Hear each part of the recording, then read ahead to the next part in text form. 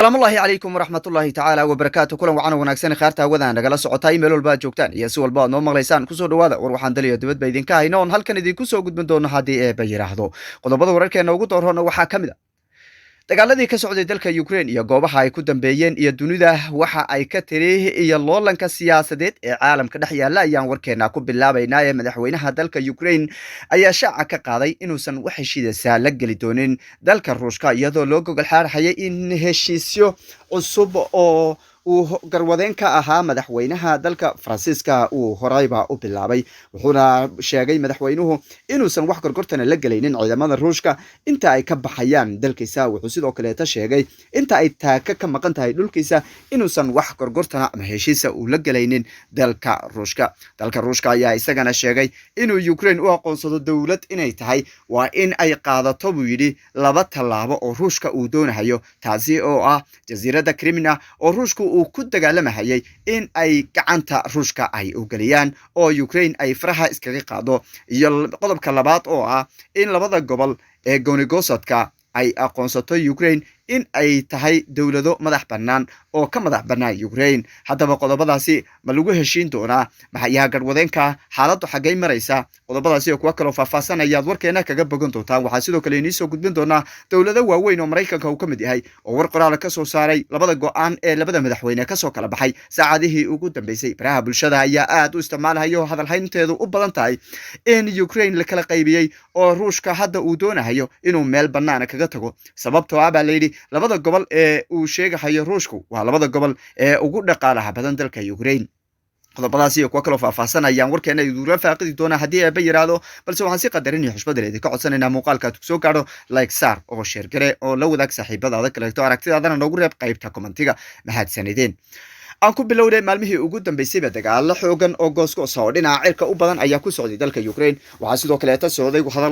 hadal hayn aad u weyn oo madaxda caalamku ay doonayeen in la soo afjaro colaadda ka taagan halkaasi Ruushka ayaa dhinaciisa isagana doonayay inuu soo afjaro oo wada hadal la dhigo oo colaadda la soo afjaro hase ahaatee go'aanka Ruushka ayaa ah in labada gobol iyo deegaanadii uu doonayay inuu gacanta ku dhigo oo Ukraine ku kalifay inuu dagaal ku soo qaado inay hadda gacantiisa ku jiraan taasina uu doonayay hadda inuu gorgortan bilaabo Ruushka war ka soo baxay ayaa lagu sheegay in Ruushka uu doonayo in labada gobol ee goonigosadka ay Ukraine gacanta ka faraha ka qaado oo ay u aqoonsato inay dawlad madax bannaan ay yihiin taasina Ruushka uu soo dhaweynayo oo ciidamadiisa uu ka saarayo dalka Ukraine labadaasi gobol hadii ay ogolaato Ukraine wuxuu sheegay in ciidamadiisa sida ugu dhaqsiyaha badan amar lagu bixinayo oo dagaalka ay ka soo bixi doonaan labadan gobol waxaa dagaalkoodii koobaad uu bilowday 2014 kaasi oo Ruushku uu weerar ku soo qaaday jasiiradda Crimea oo isagu uu doonayay in ay u noqoto saldhig uu Ukraine mar waliba ka weerari karo Faransiiska ayaa dhexaadiye ka ahaa iyo Jarmalka xilligaasi oo garwadeyn ka ahaa wada hadaladii Ruushka iyo ay wada galeen dalka Ukraine oo lagu soo gabagabeeyay in Ruushku uu iskaga baxo markii dambe dalka Ukraine oo dagaalka uu joojiyo jasiiradani hadda waa meesha uu ku dagaalamayo gobolkani Crimea waa gobol istiraatiiji ah oo dhinaca badda xiga taasi oo uu doonayo Ruushku inuu gacanta ku dhigo oo Ruushka ay ka mid noqdaan labada gobol ayaa wuxuu doonayaa Ruushku in ay Ukraine soo hadal qaadin oo isaga ay hoos tagaan ama ay noqdaan dawlad madax bannaan oo Ruushku uu ku adeegto oo Ukraine lagu dhabar jabiyo labadan goboli waa laba gobol oo warshadaha ku sifaysan oo macnaha magaca warshadaha ugu badan ee dalka Ukraine haysta kuwaasi oo hadda doonaya iyagu in ay madax banaani helaan ama Ruushka ay ku beeraan waxaana abaabulahayay 2004 laga soo bilaabo 2014 dalka Ruushka oo dhaqaale ku bixinayay sidii ay ula dagaalami lahaayeen ciidamada dalka Ukraine dagaalka 2004 ka bilowday halkaasi wali waa socday haddana gacanta waxa ku haya ciidamada Ruushka iyo falaagada goonigosadka ciidamadooda oo halkaasi ku sugan oo hadda maamulahaya hase ahaatee ciidamada Ukraine ayaa duulaan ku qaada oo mar waliba weeraro ku dhufo ka dhaqaaqa intay ku qaadaan kadibna dib u soo firxada madaxweyne Putin ayaa wuxuu ku adkaystay in uu isagu doonayo laba talaabo oo ah labada qodob ee ugu waaweyn ee uu doonayo inay Ukraine aqbasho kuwaasi oo uu sheegay hadii Ukraine ay aqbasho in dagaalku uusan sii socon doonin oo halkaasi uu ku dhamaanayo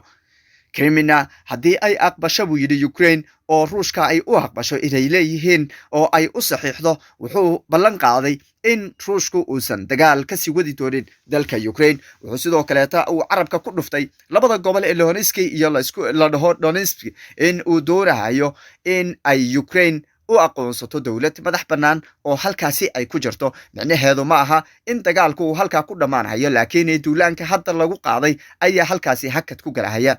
ruushku wuxuu isagu doonayaa in Ukraine uu jarjaro oo kolbaba uu sanad waliba in ka jarto, taasi oo micnaheedu ay tahay in Ukraine uu meesha ka saaro oo dawlad gorgortanta oo ruushka la dagaalanta aysan hal mar dambe halkaasi ka soo bixin.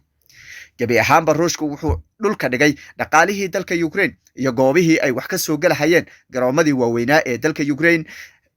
warshadihii saliida sifaynahayay iyo wax soo saarkii dhuumaha saliida iyo dhammaanba ceelashii saliida ayaa madaafiic lagu garaacay oo halkaasi waxaa dhulka la dhigay dhaqaalihii dalka Ukraine uu ku dhaqaaqi lahaa.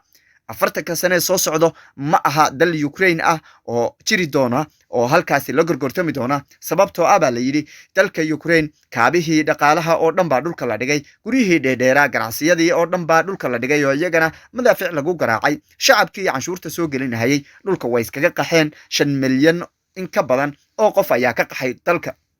dalku waxaa lagu qiyaasi jiray populationkiisa inuu ahaa 45 milyan. 5 milyan ayaa ka qaxday, in badanna waa ku dhinteen. waxaa waliba aan si toosa loo xaqiijinin dadka iskaga baxay, sababtoo ah baa la yidhi dhinaca ruushka waxaa u baxay dad aad u tiro badan. ruushka wuxuu qirtay inuu isagu qaaday in ka badan 12,000 hase ahaatee waxaa la sheegay inay dadku intaasi ka badan yihiin.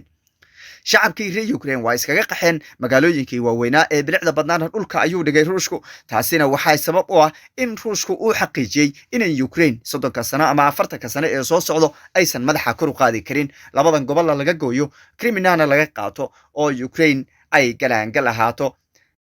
madaxweynaha dalka Ukraine ayaa isagana shaaca ka qaaday inta ay taaka ka maqan tahay dalka Ukraine uusan wax gorgortana la galaynin dalka ruushka. wuxuu sidoo kaleeta sheegay xabad joojin ay ku baaqeen madaxweynaha dalka Faransiiska iyo madax kaleeto oo garwadeen ka ahaa wadahadalada doonahayay inay dhex dhigaan oo nabad ku soo dabaalaan dalka Ukraine ayaa shaaca ka qaaday in ay doonayaan xabad joojin labada dhinacba ah in la joojiyo isla markaana wadahadal la furo. madaxweynaha dalka Ukraine ayaa sheegay in ciidamadiisu aysan wax hakada ku sameynaynin oo duulaankooda ay sii wadi doonaan inta ay ka sifaynayaan ciidamada ruushka. wuxuu sidoo kaleeta sheegay inta ay ciidamada ruushka iskaga baxayaan dalkiisa in ciidamada Ukraine aysan lug dhigaynin oo ay weerarada wada hayaan. wuxuu sidoo kaleeta sheegay maalmihii ugu dambeysay ciidamada Ukraine inay guulo waaweyn ka soo hoyeen dagaaladii ay la galeen ciidamada ruushka. wuxuuna sheegay in ciidamadu ay dadaalada ay ku sifaynayaan ee wuxuushta ay kaga sifaynayaan dhulkiisa iyo ciidamada dulmiga ku soo qaaday dalkiisa in ay ciidamadu dadaalka sii wadayaan oo waxa kada aysan sameynaynin. wuxuu sidoo kale carabka ku dhuftay doonitaanka ruushka uu doonayo Crimea iyo labada gobol ee Ukraine ka mid ah in uusan taasi aqbalaynin oo wax gorgortana aan laga galaynin. xaaladda Ukraine waa uu adkaatay sababtoo ah dadaaladii lagu bixiyay in wadahadallo la furo oo nabad lagu soo dabaalo ayaa halkaasi ku burburay, sababtoo ah go'aan cad oo meel waxna lagu xallin karin ayay labada dhinacba ku dhawaaqeen. madaxweyne Ukraine wuxuu u arkaa inuu isagu saxan yahay oo dhulkiisa lagu soo duulay haddana la jarjartay oo ruushka dabaaci xumadiisa uu doonayo inuu qayb ka mid ah dalka Ukraine uu hoosgeeyo dalka ruushka. ruushkana wuxuu isagu ku doodhayaa in labadan gobol ee goonigosadka in ay awalba ka mid ahaayeen dalka ruushka uusan daynaynin inta ay ruushka ku soo biirahayaan oo ruushka ay gacantiisa si buuxda ugu soo wareegahayaan. wuxuu sidoo kaleeta sheegay inuu dagaalka sii wadi doono oo wareegga labaad ee dagaalka uu bilaaban doono haddii Ukraine aysan ka tanaasulin labadan gobol oo aysan go'aan ka qaadanin oo aysan ku dhawaaqin in ay madax bannaan yihiin oo Ukraine isba aysan u aqoonsanin inay dawlad madax bannaan yihiin. damaca ruushka ayaa ah inuu doonayo 5 sano gudaheedba inuu Ukraine dhinac dagaal kaga qaado oo qayb ka mid ah uu ka goosto. wuxuu horey looga gooyay gobollo dhowr ah oo ruushka hadda hoostaga, taasi oo u suura gashay markuu duulaan xoogan ku qaaday dalka Ukraine. ayuu ruushku wuxuu aaminsan yahay inay ahaayeen dhul ruushku uu lahaa oo markii horena ahaa tallaabo si khaldan uga khaldantay inuu dawladba u aqoonsado oo halkaasi dawlad ay ka dhalato. ruushka ayaa sheegay duulaankii ugu horreeyay uu ku qaaday dalka Ukraine inuu saxayo tallaabo hore uga khaldantay. hase ahaatee tallaabadaasi ayaa lagu sifeeyey inuu aad uga xun yahay inuu Ukraine horeyba u aqoonsado dowlad inay tahay oo wuxuu sheegay inay horeyba u ficnayd inuu duulaan intuu ku qaado uu burburiyo oo dhulkiisa uu ku soo daro daawadayaal war waxaan daliya dibadba idinka haynay waa naga intaa warka marka xigeentaa ka gaadhaynana waxaan idinka tagaynaa nabadgelyo